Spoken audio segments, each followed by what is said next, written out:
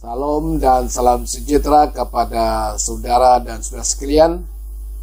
Kesempatan ini saya mengucapkan ribuan terima kasih kepada pihak program Bicara Sabda yang diketuai oleh Pastor Randy dan juga tim, di mana memberi peluang dan memberi kepercayaan kepada saya membicara dua tajuk dalam program ini.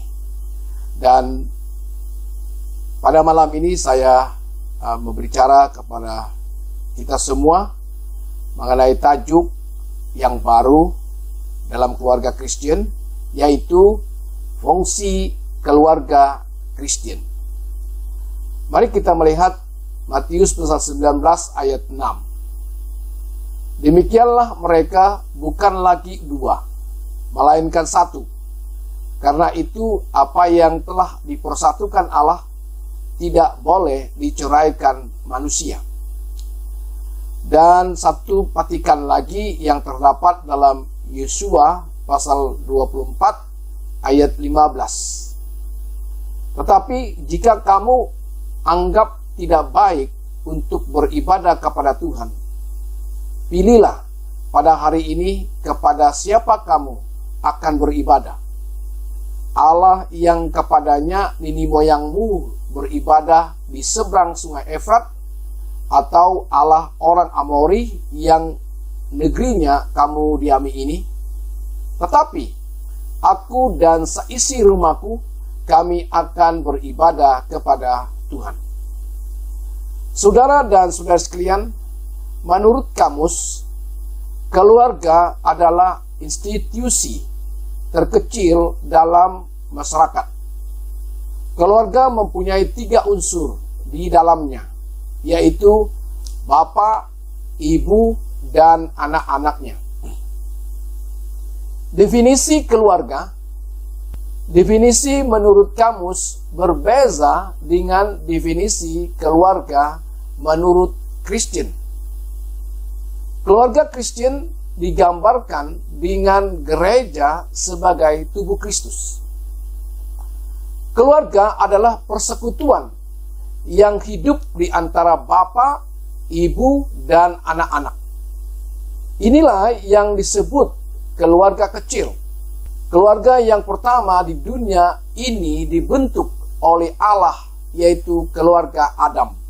Boleh lihat dalam Kejadian pasal 1 ayat 27 sehingga ayat yang ke-29. Adam sebagai suami kepada Hawa dan bapa kepada Kain dan Habel. Hawa adalah istri kepada Adam dan ibu kepada Kain dan Habel. Keluarga Kristen adalah persekutuan di antara bapa, ibu, dan anak-anak. Persekutuan keluarga Kristen adalah persekutuan keluarga yang percaya dan menerima Tuhan Yesus sebagai penyelamat pribadi. Pertama, keluarga Kristen sebuah institusi yang merujuk kepada penghayatan terhadap Yesus Kristus. Keluarga Kristen tidak terbatas hanya kepada simbol atau lambang dan unsur. Ia adalah sebuah kesatuan dan keikutsertaan pada pengajaran dan ibadah di gereja. Yang kedua, keluarga Kristen adalah tempat berteduh dan tempat mendapatkan penghiburan sewaktu menghadapi pelbagai kesukaran dalam hidup. Keluarga inilah tempat kita mendapat kehangatan dan perlindungan. Yang ketiga, keluarga Kristen tempat kita bertumbuh, berkembang, berkongsi iman, kasih, dan harapan. Iman akan Yesus Kristus dapat diasah dalam sebuah keluarga. Fungsi orang tua sangat diperlukan. Tanpa adanya pengawasan orang tua, iman tersebut tidak akan terwujud. Yang keempat, keluarga Kristen adalah tempat melakukan aktiviti rohani. Aktiviti yang dimaksudkan yaitu tempat berkongsi dan mengasihi sesama anggota keluarga. Setiap anggota keluarga boleh melaksanakan aktiviti rohani masing-masing, baik di dalam keluarga maupun di dalam persekutuan di gereja. Yang kelima, keluarga Kristen adalah tempat untuk menyalurkan transfer nilai-nilai kehidupan. Melaluinya kita dapat berjalan lurus tanpa adanya sikap yang menyeleweng. Yang keenam, keluarga Kristen sebagai tempat untuk memperhatikan dan menyalur atau transfer kekuatan untuk lebih dekat dengan ajaran Yesus Kristus.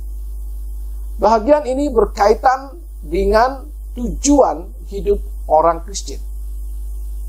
Yang ketujuh, keluarga Kristen tempat munculnya masalah. Hampir semua keluarga mempunyai masalah dalam hidup. Masalah tersebut sangatlah beraneka ragam. Mulai dari masalah ekonomi, sosial, dan pekerjaan. Yang ke-8, keluarga Kristen tempat penyelesaian masalah. Sewaktu masalah muncul dalam keluarga, keluarga itulah yang mencari jalan untuk keluar mengatasi masalahnya. Semua masalah yang dihadapi harus disinari oleh kasih Allah. Masalah seberat apapun dapat diselesaikan kalau pasrah diri kepada Tuhan Yesus Kristus. Saudara-saudara sekalian, dalam keluarga kecil, manusia akan diajarkan mengenai kasih, penerimaan, toleransi, kebenaran, dan kerjasama. Sebelum lelaki dan wanita berkawin, mereka perlu meminta bimbingan kasih Tuhan supaya mereka menjadi keluarga harmoni. Tujuan perkawinan Kristen adalah perkawinan yang hidup, bukan perkawinan yang mati atau terjerat dengan pertengkaran yang tidak berakhir. Saudara-saudara sekalian, kalau kita melihat lebih dalam keluarga Kristen, keluarga Kristen yang dikehendaki oleh Tuhan Yesus bukanlah keluarga yang ingin mencari kepentingan dirinya sendiri. Keluarga Kristen suatu keluarga yang boleh hidup bersatu dengan rukun, saling mencintai satu sama lain, dan mengetahui maksud Paskah. Perkawinan harus menjadikan satu kesatuan untuk membangunkan persekutuan. Yang pertama, keluarga Kristen wakil Tuhan. Keluarga Kristen adalah wakil Tuhan dalam mengurus alam kerohanian, alam keluarga, dan alam semesta ini. Dunia beserta isinya telah disediakan oleh Tuhan kepada manusia. Manusia hanya dituntut untuk menjaga dan mengurus alam kerohanian, alam keluarga, dan alam semesta beserta isinya dengan baik. Dalam Kejadian pasal 2 ayat 8. Selanjutnya, Tuhan Allah membuat taman di Eden di sebelah timur. Disitulah ditempatkannya manusia yang dibentuknya itu. Saudara-saudara sekalian, Taman Eden adalah pusat pentadbiran keluarga Adam, dengan tujuan diurus dengan baik supaya dapat dirasakan oleh keturunan selanjutnya. Perlu kita ketahui bahwa di Taman Eden, keluarga Adam disempurnakan dengan baik. Namun, di Taman Eden juga keluarga Adam rosak. Kerusakan keluarga Adam telah mempengaruhi seluruh ciptaan. Injil Lukas pasal 22 ayat 40. Setelah tiba di tempat itu, ia berkata kepada mereka, "Berdoalah supaya kamu jangan jatuh ke dalam pencobaan." Taman Eden dan Taman Getsemani mempunyai banyak persamaan dan perbezaan. Allah menempatkan Adam yang pertama di Taman Eden supaya bersekutu dengan Allah. Allah menempatkan Adam yang kedua, yaitu Yesus Kristus, di Taman Getsemani untuk menggenapi kehendaknya. Di Taman Eden, manusia Adam gagal memelihara perjanjian Tuhan. Di Taman Getsemani, anak manusia secara mutlak mentaati perjanjian baru dengan darahnya yang kudus dan kekal. Kejatuhan di Taman Eden, manusia lebih mendengarkan suara iblis daripada kehendak Tuhan. Tetapi di Taman Getsemani, anak manusia mentaati Allah sepenuhnya. Saudara-saudara sekalian, kejatuhan di Taman Eden menimbulkan kesengsaraan hidup akibat dosa. Kemenangan di Taman Getsemani membawa kebahagiaan bagi keturunan Adam. Saudara, sebagai keluarga Kristen, sikap menjaga alam kerohanian, alam keluarga, dan alam semesta ini harus diajarkan kepada anak-anak kita. Caranya dengan melakukan perkara-perkara kecil terlebih dahulu, seperti berdoa, membaca Alkitab, cuci pakaian, membuang sampah pada tempatnya, dan sebagainya. Perkara ini kelihatannya remeh, namun sangat bermanfaat untuk memelihara kelanjutan alam kerohanian, alam keluarga, dan alam semesta. Yang kedua, keluarga Kristen suatu institusi penyataan. Ekspresi ditunjukkan oleh keluarga sangat beraneka ragam. Bermula dari cinta, kasih, harapan, kesetiaan, dan sikap saling menghormati. Ekspresi diwujud nyatakan dengan cara berkongsi dan saling mengasihi. Tuhan Yesus menghendaki kita supaya berkongsi dan tidak rakus harta duniawi. Efesus pasal 5 ayat 22 sehingga ayat yang 23. Yohanes pasal 13 ayat 34 hingga 35 mengatakan, "Aku memberikan perintah baru kepada kamu, yaitu supaya kamu saling mengasihi, sama seperti aku telah mengasihi kamu. Demikian pula kamu harus saling mengasihi. Dengan demikian semua orang akan tahu bahwa kamu adalah murid-muridku, yaitu jikalau kamu saling mengasihi." Yang ketiga, keluarga Kristen pusat pendidikan pertama dan utama. Iman keluarga Kristen adalah bahan pendidikan yang utama bagi keluarga dan anak-anaknya.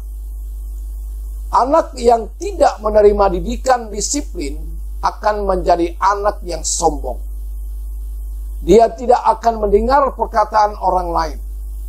Anak itu akan cenderung melakukan sesuatu perkara mengikut apa yang dikehendakinya dan mengabaikan nasihat orang tua. Sewaktu anak melawan, orang tua tidak harus langsung menghakimi, melainkan memberi amaran atau peringatan terlebih dahulu.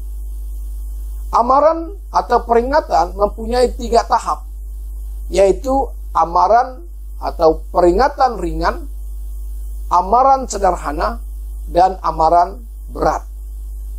Seandainya anak melanggar ketiga amaran tersebut, orang tua boleh memberikan hukuman. Hukuman yang diberikan harus disesuaikan dengan tindakan yang dilakukan oleh anak itu. Selain memberi hukuman, ibu bapak perlu memberikan pujian kepada anaknya, terutama ketika mereka melakukan perbuatan baik dan ketaatan pada peraturan.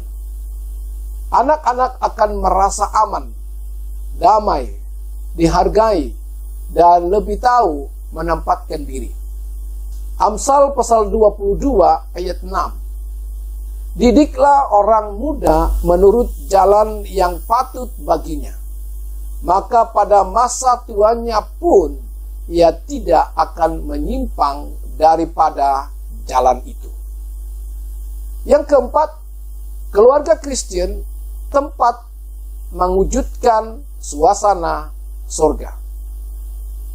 Surga bukan tempat mengisi barang-barang mewah.